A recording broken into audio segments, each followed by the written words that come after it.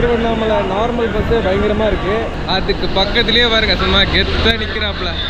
கிளாம்பாக்கத்திலிருந்து திருவண்ணாமலைக்கு போகிற ஒரு அற்புதமான ஏசி கோச். அது நம்ம கோவிலுக்கு முன்னாடி வந்து ரீச் பண்ணிட்டோம். நீங்கள் ரைட்டில் போகிற மாதிரி இருக்கும், இல்லை லெஃப்டில் போகிற மாதிரி தாங்க இருக்கும். கோவிலுக்கு முன்னாடியே பொருட்கள் பாதுகாப்பு அறை இருக்குங்க.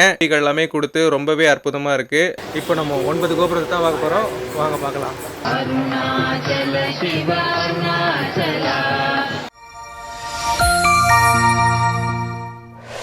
Pebbles Tamil. Hi hello welcome back to Pebbles Tamil channel viewers. நம்மளோட சேனலில் நிறைய vlogs பார்த்துருக்கீங்க. இன்றைக்கி நீங்கள் பார்க்க போகிறது திருவண்ணாமலை போய் ரீச் பண்ண என்னெல்லாம் ஃபெசிலிட்டிஸ் இருக்குன்றதையும் இந்த வீடியோவில் அப்படியே பார்ப்பீங்க. வாங்க. நம்மள நார்மல் பஸ்ஸு பயங்கரமாக இருக்குது. அதுக்கு பக்கத்துலேயே பாருங்க சும்மா கெத்தாக நிற்கிறாப்புல. இது தாங்க தீபரதம். கிளாம்பாக்கத்திலிருந்து திருவண்ணாமலைக்கு போகிற ஒரு அற்புதமான ஏசி கோச். நம்ம இந்த கிளாம்பாக்கத்துலேருந்து திருவண்ணாமலை போயிட்டு அருணாச்சலேஸ்வரரை தரிசிச்சுட்டு வரலாம். கிளாம்பாக்கத்துலேருந்து ஸ்டார்ட் பண்ணுறோம். திருவண்ணாமலை கோவில் பஸ் ஸ்டாப் வந்து ரீச் பண்ணிட்டோங்க.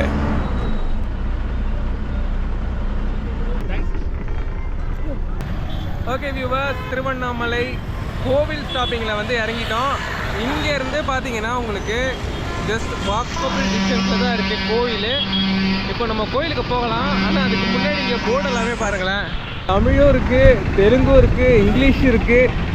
இப்போது நம்ம வந்து இறங்கின இந்த பிரிட்ஜு தாங்க, பிரிட்ஜுக்கு அடியில் இருக்கிறது தான் திருவண்ணாமலை ரயில்வே ஸ்டேஷன். எப்போ வந்தாலுமே திருவண்ணாமலை அக்னி தீபம் இருக்கோ இல்லையோ அக்னி வெயில் எப்போவுமே இருக்குது.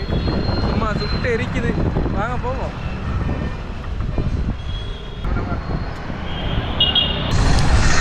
பஸ் ஸ்டாப் இறங்கி வரும்போது ஹோட்டல் நலா உணவகமும் இருக்குது, தங்கும் விடுதியும் இருக்குது. வரும்போது ட்ரை பண்ணிக்கங்க.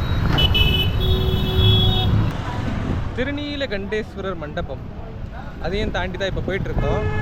பொதுவாக வயசானவங்களாம் வரதா இருந்தால் ஆட்டோலேயே வந்துடுங்க. பெஸ்ட்டு 20 ருபீஸ் கொடுத்தீங்கன்னா விட்டுருவாங்க.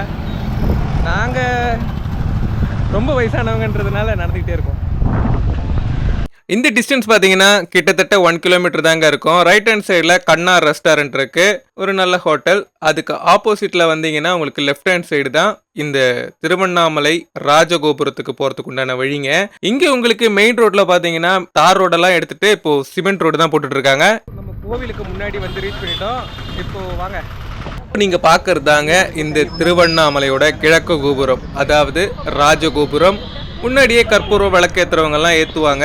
ஆனால் இப்போதைக்கு உங்களுக்கு என்ட்ரன்ஸ் இது வழி கிடையாது. நீங்கள் ரைட்டில் போகிற மாதிரி இருக்கும், இல்லை லெஃப்டில் போகிற மாதிரி தாங்க இருக்கும்.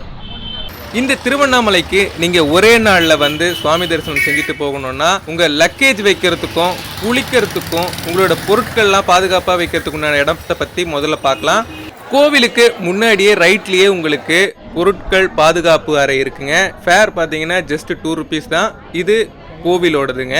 அதையும் தாண்டி நீங்கள் வரும்பொழுது உங்களுக்கு ஏடிஎம் இருக்கு. இங்கே உங்களுக்கு பொருட்கள் பாதுகாப்பு அறை இருக்கு. அதே நேரத்தில் முடி காணிக்கையெல்லாம் செய்யறதுக்கு உண்டான இடம்லாம் பார்த்தீங்கன்னா உங்களுக்கு கோயிலோட வலதுபுறம் தாங்க இருக்கு. இப்போ நீங்கள் பார்க்கறது எல்லாமே இந்த கோவிலுக்கு உண்டான அண்ணாமலையார் புகைப்படங்கள் வாங்குறதுக்கும் கயிறுகள் வாங்குறதுக்கும் இங்கே வந்து நீங்கள் தங்கறதுக்கு 2 நாட்களுக்கு உண்டான தேவையான பொருட்கள் வாங்குறதுக்கு எல்லாமே கோவிலை சுற்றி நிறைய கடைகள் இங்கே உங்களுக்கு அவைலபிளாக தாங்க இருக்குது. அதையும் தாண்டி நீங்கள் வரும்பொழுது இங்கே உங்களுக்கு குளியலறைகள், கோவிலோட இலவச கழிப்பறை வசதி, இது எல்லாமே இங்கே தான் இருக்குது. இங்கே தான் இருக்குது முடி காணிக்கை செலுத்தும் இடமும். இது மட்டும் இல்லாமல் ப்ரைவேட்டில் பார்த்தீங்கன்னா உங்களுக்கு கோவிலோட இடது வசம் லக்கேஜ் சென்டர், இங்கேயே உங்களுக்கு கிரிவலத்துக்கு காரில் கூப்பிட்டு போகிற வசதியும் இருக்குங்க. அது மட்டும் இல்லாமல் பாத்திங் அண்ட் வாஷிங்க்கு எல்லாமே இங்கேயே உங்களுக்கு ப்ரைவேட்டாகவும் சில இடங்கள் இருக்குங்க. இப்போது நீங்கள் பார்க்குறது கோவிலுக்கு முன்னாடி பூஜைக்கு தேவையான பொருட்கள் எல்லாமே இங்கே இருக்குது. இப்போ நீங்கள் பார்க்குற இந்த அண்ணாமலையார் கோபுரம் இந்தியாவிலேயே 2வது கோபுரமாக கருதப்படுது. இடதுபுறம் பார்த்தீங்கன்னா உங்களுக்கு அருணகிரிநாதர் முருகனுக்கு காட்சி அளித்த சந்நிதி இங்கே இருக்குது. முருகனையும் தரிசிச்சுட்டு பார்த்தீங்கன்னா கூட்டம் அதிகமாகவே இருக்குது. 50 ரூபா டோக்கன் இருக்குது. இதில் என்னெல்லாம் சிறப்பம்சம் இருக்குன்றத இந்த வீடியோலேயே நம்ம பார்க்கலாம். அதே நேரத்தில் குடிக்க தண்ணீர் எல்லாமே பார்த்தீங்கன்னா அங்கங்கே கொடுத்துருக்காங்க. ஃபேன்ஸ் எல்லாமே நிறைய இருக்குது. அது மட்டும் இல்லை, கூட்டம் அதிகமாக இருந்ததுன்னா உட்காருவதற்கு நாற்காலிகளும் இந்த லைன்லேயே இருக்குது. ரொம்பவே சூப்பராக இருக்குங்க. வாங்க அடுத்த கோபுரத்துக்கு போகும். ஓம் நமச்சிவாய. கிழக்கு கோபுரம் தாண்டி நீங்க வரும்பொழுது வல்லாலா மகாராஜ கோபுரம், நெய்ப்புரவி மண்டபம், கிளி மண்டபம் இதெல்லாமே தாண்டி தாங்க இப்போ மெயின் அண்ணாமலையார் கோவிலுக்கு நம்ம போகணும். பைரவர் சந்நிதி எல்லாமே தாண்டி வரும்பொழுது இங்க உங்களுக்கு அண்ணாமலையார் சந்நிதி இருக்குங்க. அருணாச்சல சிவ அருணாச்சல சிவ அருணாச்சல சிவ அருணாச்சலா. அற்புதமா இருக்கு. ஆட்கள் நடக்கிறதுக்கு ஏற்ற மாதிரி கம்பிகள் எல்லாமே கொடுத்து ரொம்பவே அற்புதமா இருக்கு. அதுக்கு அடுத்ததா இப்போ உண்ணாமலை அம்மன் சந்நிதிக்கு தாங்க போய் சுவாமி தரிசனம் செஞ்சேன். பஞ்சபூதங்களுக்கும் உண்டான சிவலிங்கங்கள் இந்த ஒரே கோவில்ல இருக்கு. அதை நீங்க இங்க வரும்பொழுது பார்க்கலாங்க. முன்னாடி இருந்த புளியோதர கவுண்டர் இப்போ பின்னாடி மாற்றம். இப்போ நீங்க பார்க்கறது இந்த கோவிலோட மேற்கு கோபுரங்க. அண்ணாமலையாரோட மலையை தாங்க நீங்க பார்க்குறீங்க. கார்த்திகை தீபம் டைமில் வந்தீங்கன்னா ஜோதி அவ்வளவு அற்புதமாக இருக்கும். இப்போ நம்ம இந்த அண்ணாமலையார் திருக்கோயிலுக்குள்ளே வந்து சுவாமி தரிசனம் செஞ்சுட்டேங்க. லெஃப்ட் ஹேண்ட் சைடில் வர்றது இது எல்லாமே பார்த்தீங்கன்னா உங்களுக்கு ஜென்ரல் கியூ. இந்த ஜென்ரல் கியூ இல்லாமல் நீங்கள் 50 ருபீஸ் கியூ எடுத்து வந்தீங்கன்னா சீக்கிரமாக சாமியை பார்க்கலாம். இந்த இடத்துல இருந்து நீங்கள் பார்க்கும்போது கிட்டத்தட்ட 9 கோபுரம் உங்களுக்கு தெரியும்னு சொல்லியிருக்காங்க. இப்போ நம்ம 9 கோபுரத்தை தான் பார்க்க போகிறோம். வாங்க பார்க்கலாம். இங்கே 2 கோபுரம் தெரியுதுங்களா? ஒன்று சின்ன கோபுரம், பெரிய கோபுரம் 2, இது 3 சவுத்து, இது ஒரு கோபுரம், அது பெரிய நந்தி கோபுரம். அதுக்கும் பின்னாடி தெரிகிற கலசம் வந்து மெயின் கோபுரம். இந்த பக்கம் உங்களுக்கு சவுத்து.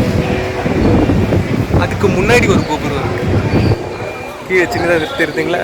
மொத்தத்தில் இந்த ஸ்தல விருட்சம் மகிழ மரம் முன்னாடியிலேருந்து பார்த்தீங்கன்னா உங்களுக்கு அத்தனை கோபுரமும் தெரியும். இதே கொஞ்சம் முன்னாடி போய் நின்று பார்த்தீங்கன்னா உங்களுக்கு அண்ணாமலையார் மலையும் தெரியும். இப்போ நான் இந்த அண்ணாமலையார் சந்நிதியில் சுவாமி தரிசனம் செஞ்சுட்டு இங்கேருந்து கிளம்புறேங்க. முன்னாடியே உங்களுக்கு 1000 மண்டபம் இருக்கு. வாங்க அதையும் பார்க்கலாம். இந்த இடத்துல ஒவ்வொரு தூண்களில் இருக்கிற சிலைகள் பார்த்தீங்கன்னா அவ்வளவு அற்புதமாக இருக்கு. அதை நீங்கள் இங்கே வரும்போது கண்டிப்பாக பாருங்க, ரொம்பவே அழகா இருக்குங்க. இந்த திருவண்ணாமலையில சிறப்பு விசேஷ நாட்கள்னு உங்களுக்கு கார்த்திகை தீபம் 10 நாட்களுமே இங்க விசேஷமா கொண்டாடப்படுது. திருவண்ணாமலை கோவிலை சுத்தி பாத்தீங்கன்னா உங்களுக்கு அஷ்டலிங்கங்கள் இருக்கு. இதுல ஒவ்வொரு லிங்கத்துக்கும் ஒவ்வொரு பயன் இருக்குங்க. இந்த கோவிலுக்கு வந்து சாமி தரிசனம் செஞ்சோம். ரொம்ப அற்புதமா இருக்கு. இந்த தடவை உள்ள ரொம்பவே நிறைய மாற்றங்கள்லாம் ஏற்பட்டிருக்கு. நிறைய போகிற இடத்துல ஃபேன் ஆகட்டும், உட்கார சேர்ஸ் ஆகட்டும், வாட்டர்ஸ் ஆகட்டும் எல்லாமே ரொம்பவே நல்லா இருக்குது. நிறைய ஆந்திராவிலேருந்தும் நிறைய பேர் வந்து சாமி தரிசனம் செஞ்சுட்டு தான் இருக்காங்க. எல்லாருக்கும் கடவுளோட ஆசீர்வாதம் கிடைக்கட்டும். இந்த வீடியோ ஃபுல்லாக பார்த்துருப்பீங்க. வீடியோ பிடிச்சிருந்தா லைக் பண்ணுங்கள், ஷேர் பண்ணுங்கள். மறக்காம எங்களுடைய பெபிள்ஸ் தமிழ் சேனலுக்கு சப்ஸ்கிரைப் பண்ணுங்கள்.